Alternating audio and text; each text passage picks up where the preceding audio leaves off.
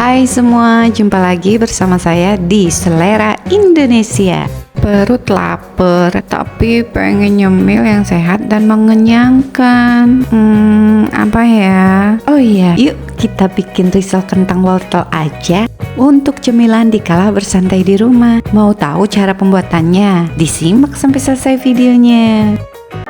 Sebelum kalian simak videonya, jangan lupa subscribe, like, dan komen.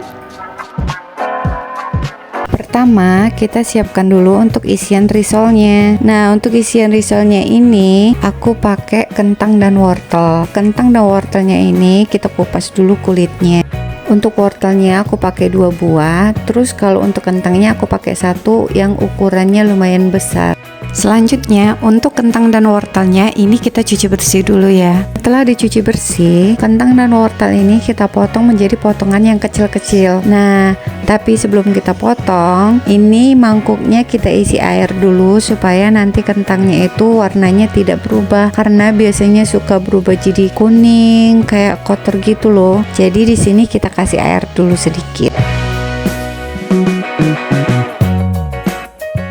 Selanjutnya kita siapkan bumbu untuk isian risolnya. Nah, di sini bumbunya aku gunain bawang merah dan bawang putih. Untuk bawang putihnya sendiri itu aku pakai 4 siung dan bawang merahnya itu cukup 1 siung aja. Setelah kentang dan wortel dipotong kecil-kecil, sekarang kita kukus dengan kukusan. Kenapa aku kukus? Supaya kentang wortelnya nggak benyek atau terlalu lembut dan tampilannya tetap cantik, menggoda ketika kita mau memakannya. Kemudian kita tumis bumbu isian risolnya ke dalam teflon dengan minyak secukupnya. Diaduk-aduk sampai mengeluarkan aroma khasnya bawang. Lalu masukkan 1 butir telur, kemudian diaduk-aduk sampai telurnya benar-benar hancur dan tercampur dengan bawangnya.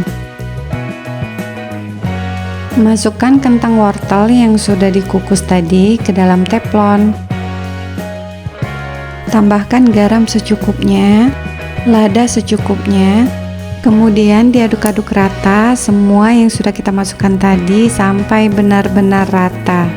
Masukkan 1 butir telur yang sudah dikocok-kocok di dalam mangkuk yang ditambah dengan sedikit garam itu ke dalam teflon. Kemudian diaduk-aduk rata kembali sampai telur tadi benar-benar tercampur rata ke semua bahan. Tidak lupa masukkan gula pasir secukupnya. Setelah isian risol matang, kita tiriskan dan kita dinginkan terlebih dahulu. Sembari menunggu isian risolnya dingin, kita bikin kulit risolnya. Kulit risol anti sobek-sobek. Bahan yang kugunakan untuk kulit risol anti sobek-sobek itu adalah tepung terigu, tepung tapioka, telur, minyak, garam, dan air. Inilah semua bahan yang bakal aku gunain untuk bikin kulit risol anti sobek-sobek. Pertama, siapkan mangkuk, lalu masukkan tepung terigu, tepung tapioka, dan garam secukupnya. Lalu diaduk-aduk sampai tercampur rata. Masukkan 550 ml air biasa, kemudian diaduk-aduk sampai adonan benar-benar tercampur rata dan tidak menggumpal. Masukkan 1 butir telur, lalu diaduk-aduk sampai telurnya tidak menggumpal dan menyatu dengan adonan. Masukkan 2 sendok makan minyak sayur ke dalam adonan dan diaduk-aduk kembali sampai tercampur rata. Setelah semua bahan sudah siap, jangan lupa sebelum kita masak, itu adonan kita saring dulu untuk memastikan bahwa adonan tidak ada lagi yang masih menggumpal. Setelah disaring, saatnya kita cetak kulit risolnya satu persatu. Persiapkan kesabaran dalam proses pembuatan kulit risol ini tentunya, karena lumayan memakan waktu dan kesabaran, apalagi banyak ya.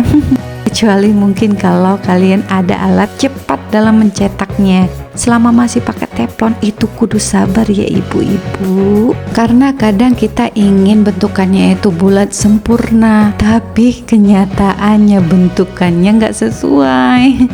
Saatnya kita bentuk risolnya sehelai demi sehelai dengan memasukkan isian risolnya, kemudian dilipat sesuai dengan keinginan dan seleranya kita, lalu ditiriskan.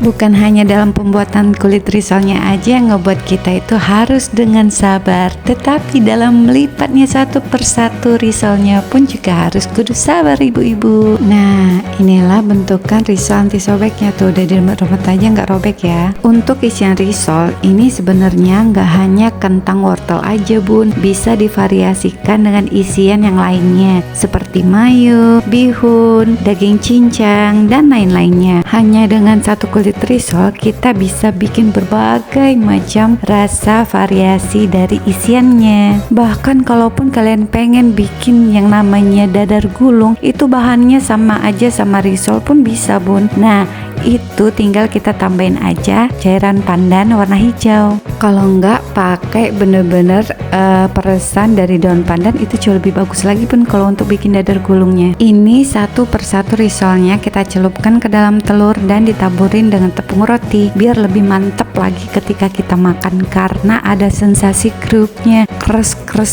gimana gitu. Beginilah penampakan risolnya ketika sudah kita selesai taburi dengan tepung roti. Dan selanjutnya kita goreng risolnya. Gak sabar nih pengen coba. Tada! Hasil ketika sudah digoreng. Dan coba kita lihat isiannya ya. Kita ambil satu, terus kita coba buka. Gimana ya?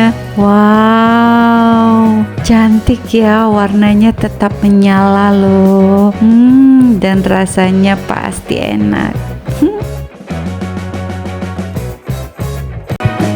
Terima kasih karena sudah menonton video kami.